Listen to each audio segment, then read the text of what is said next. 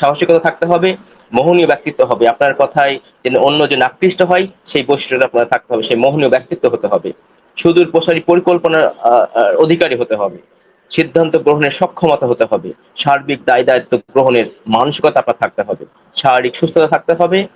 পরিবেশ ও সংগঠন সম্পর্কে স্বচ্ছ ধারণা থাকতে হবে। আমরা যদি অনপাসিভ লিডার হিসেবে জ্ঞাত হই, তাহলে আমি অবশ্যই অনপাসিভ A to Z আমাকে জানতে হবে।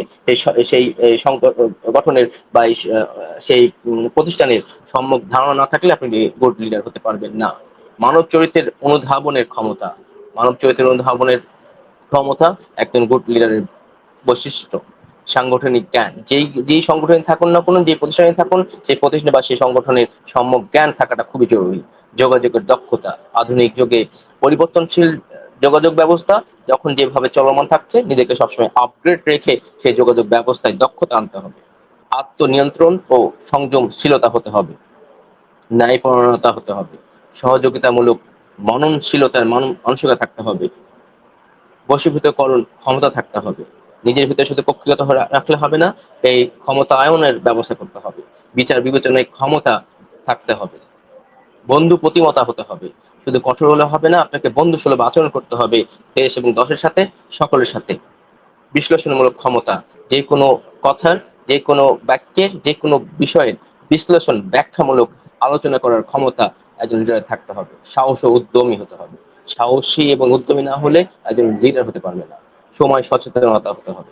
সময় সচেতন যদি না হন, তাহলে আপনার দ্বারা আপনার অলসতা আপনার ভর করবে, অধস্তন ব্যক্তি আপনার কাজে ফাঁকি দিবে। আর তাই আপনাকে অবশ্যই সময় সচেতন হতে হবে এবং সময়ের জ্ঞানকে কাজে লাগাতে হবে। সংশ্লিষ্ট কার্য বিষয় জ্ঞান, যে বিষয়ে কাজ করবেন সেই বিষয়ে সম্যক ধারণা থাকতে হবে এবং সেই বিষয়ে আপনাকে এগিয়ে যেতে হবে। ভারসাম্য রক্ষায় ক্ষমতা থাকতে হবে। নমনীয় মনোভাব থাকতে হবে। অনুসন্ধান ইচ্ছু থাকতে হবে। যে কোনো বিষয়ে আপনাকে অনুসন্ধান করার ক্ষমতা আপনার থাকতে হবে। সৃজনী প্রতিভা আপনার থাকতে হবে। আন্তরিকতা থাকতে হবে যে কোনো কাজের ক্ষেত্রেই। পরমতের উপর শ্রদ্ধাশীল, আপনার মত দিয়ে সবকিছু সঠিক হবে তা না ভেবে অন্যের মতের প্রতিও শ্রদ্ধাশীল হতে হবে। সাধারণ জ্ঞান থাকতে হবে। অধ্যাবসায় থাকতে হবে। আত্মসমালোচনা করতে হবে। নিজের দোষ সবসময় স্বীকার করতে হবে। অন্যের দ্বারা যদি কেউ আপনার সমালোচনা করে, সেই দোষটা আপনাকে অবশ্যই মাথা পেতে নিতে হবে। সর্বশেষ যে 30 নম্বর পয়েন্টে বলবো, সেটা হচ্ছে সার্বিক ধারণা।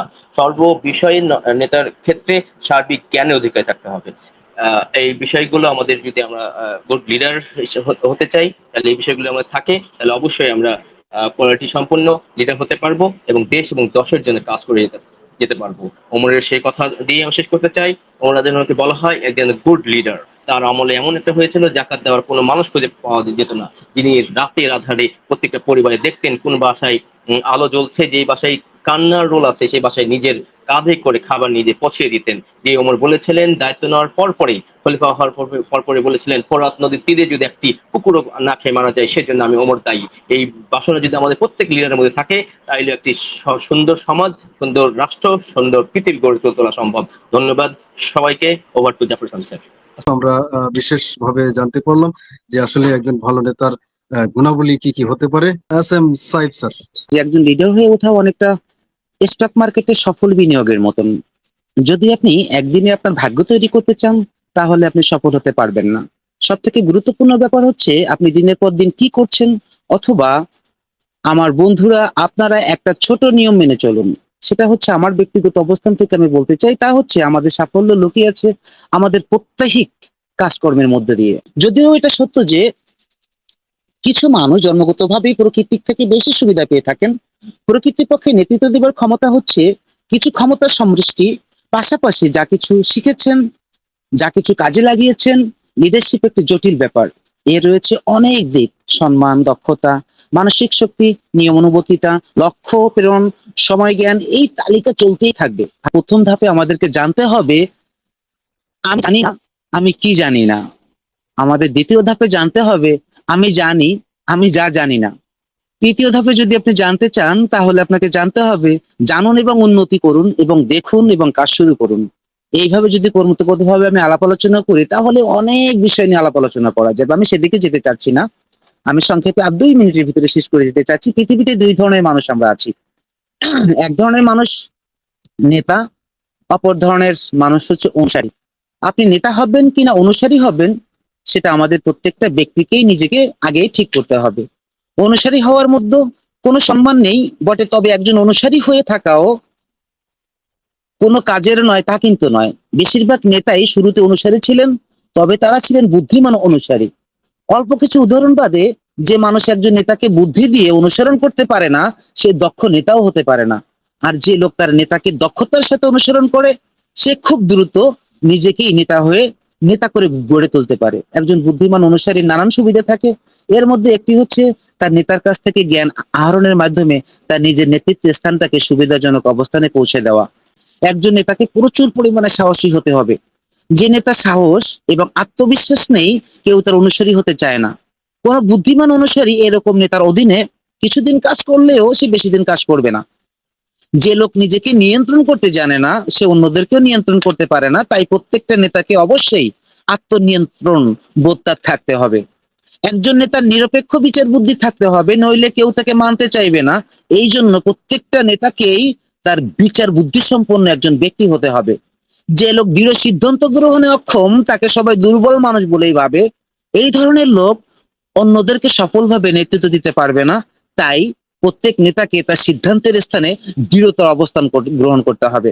একজন সফল নেতা অবশ্যই পরিকল্পনা করে কাজ করবেন। তিনি অনুমান নির্ভর, যার কোনো সুনির্দিষ্ট পরিকল্পনা নেই, তাকে রাডারবিহীন জাহাজের সঙ্গে তুলনা করা যায়।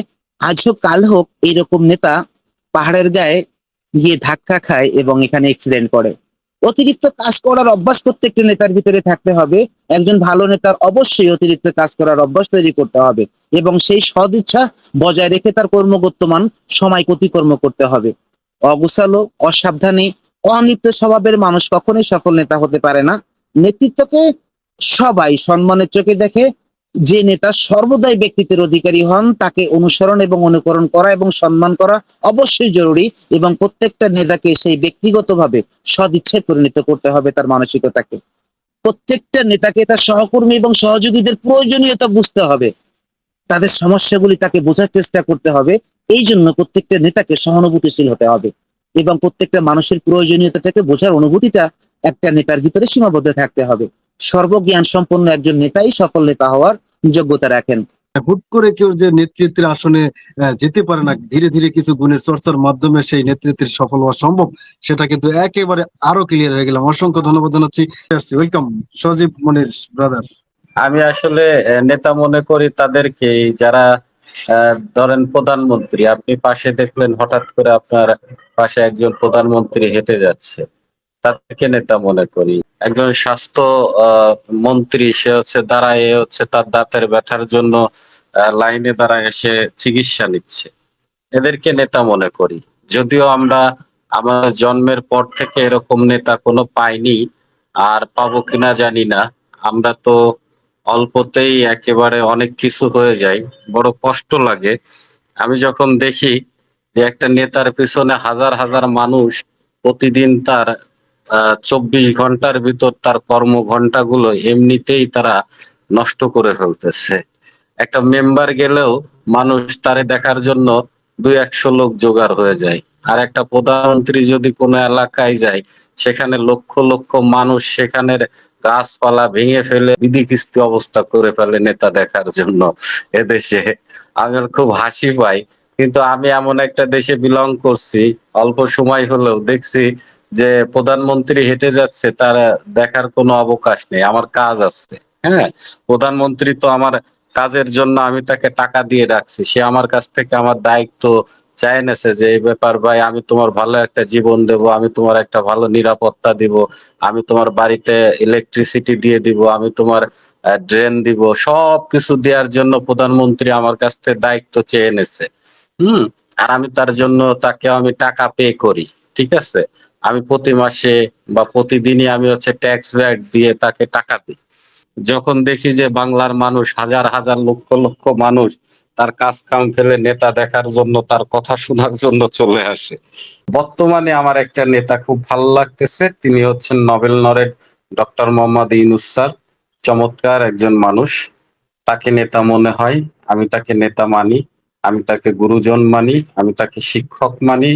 আমার মানে কি বলবো, আমি তাকে অনার করি, আমি তাকে সম্মান করি।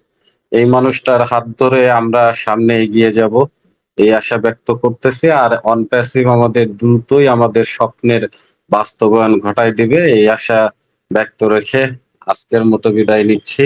রাজীব মনির স্যার আসলে কিন্তু আমাদের সবার ভাঙা মনকে চাঙ্গা করে দেয়, কথা কি বলবো আর। তো সর্বোপরি আজকের আলোচনা থেকে আমরা অনেকের কাছে আজকের এই যে ভালো নেতার গুণাবলী, বিশেষ করে আজকে টপিকটা দেয়া যে আমাদের যে মহান মানবতার দূত CEO mister S Mukherjee sir আমাদের কিন্তু অন্যতম একজন লিডার বা নেতা। তাকে আমরা সর্বোপরি তার ইনফরমেশন গুলো ফলো করব, তার যে কোয়ালিটি সম্পূর্ণ গুলো আমরা একটু ধরে রাখার চেষ্টা করব। তাহলে কিন্তু বুঝতে পারবো যে আমাদের নেতা হওয়ার কত গুরুত্বপূর্ণ, যে আমাদের কিন্তু এমন একটা সময় আসতেছে যেখানে আমরা হিউজ পরিমাণ অর্থ ইনকাম করব। আমাদের তেমন কোনো জার্নিতে সমস্যা হবে না, কোনো কথাই নেই। এক কথায় আপনি আপনার পরিবার থেকে শুরু করে, কিন্তু আপনার মধ্যে যদি সেই নেতার গুণাবলী না থাকে তাহলে কিন্তু সবকিছু অর্থবিত্ত কিন্তু মূল্যহীন হয়ে যাবে। তো একজন ভালো নেতা অবশ্যই অন্যদেরকে অনুপ্রাণিত করে। একজন নেতাকে তার অনুসারীদের জন্য আদর্শ অবশ্যই হতে হবে, আর যখনই সম্ভব অন্যকে অনুপ্রাণিত করতে হবে। তাছাড়া কঠিন পরিস্থিতিতেও একজন নেতাকে আশা হারালে চলবে না। সততা একজন নেতার আরেকটি উল্লেখযোগ্য গুণ। অনুসারীদের জন্য ভালোবাসা অর্জনের একটা আরেকটি দিক হলো একবারে সততা, যেটা আরো গুরুত্বপূর্ণ। তো সব মিলিয়ে সৃজনশীলতা চিন্তা ছাড়া কিন্তু এটা সম্ভব নয়। জীবনের প্রতিটি ক্ষেত্রেই নেতৃত্বের প্রয়োজন। ভালো নেতৃত্বই সাফল্যের দ্বার উন্মোচন করে, বিপরীতে খারাপ নেতৃত্ব ব্যর্থতার জন্ম দেয়। একজন নেতাকে অবশ্যই আত্মসচেতন অবশ্যই হতে হবে, এরপর আত্মনিয়ন্ত্রণ অর্জন করতে হবে। Welcome Sheikh Munnaf Ali sir. Thank you so much.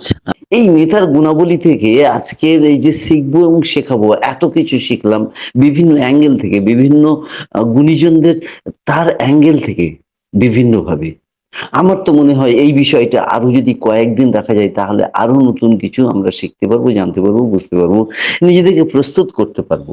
আজকের এখানে ইউনাইটেড হিউম্যানিটি ফ্যামিলির মূল সারাংশ যদি আমি বলতে চাই, যে আজকের আলোচনার আমি যদি একটা দুটো লাইনের সারাংশ বলতে যাই, তাহলে নেতৃত্বের পদমর্যাদা নয়, আপনার মহৎ গুণের মহিমায় আপনি গ্রহণযোগ্যতা লাভ করবেন।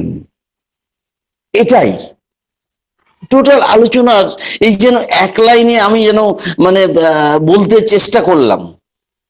আর একটা বলছি যে নেতৃত্ব দেওয়ার জন্য, নেতৃত্বর গুণাবলী যে বোঝে সে খোঁজে, আর যে খোঁজে সে নেতৃত্বের গুণাবলী সে আহরণ করতে পারে। এটাই হচ্ছে মূল আজকের আলোচনার মূল যেন বিষয়বস্তু। আমরা প্রত্যেকেই জানি যে life is as good as your make it by mental set up. আমাদের যে আগামী দিন নেতৃত্ব দিতে হবে, সেই মেন্টাল সেট আপে কিন্তু আমাদের না আসি যদি আমরা, তাহলে কিন্তু একটা বাংলায় প্রবাদ বাক্য আছে যে পড়তে হয়, না হলে পিছিয়ে পড়তে হয়। অর্থাৎ এখানে অনপেসিভিয়ানের এখানে তার মিশন, সেই হিউম্যানিটির কাজ আমাদের করার, তার মধ্যে নেতৃত্ব দেওয়ার সুকৌশল আমাদের শিখতে হবে, নচেত কিন্তু আমরা পিছিয়ে পড়ব। সকলে সুস্থ থাকুন, সকলে ভালো থাকুন। ইউনাইটেড হিউম্যানিটি ফ্যামিলির পক্ষ থেকে আবারও কামনা করি আপনারা সুস্থ থাকুন, ভালো থাকুন। সকলকে শ্রদ্ধা ধন্যবাদ জ্ঞাপন করি। আজ এই পর্যন্ত।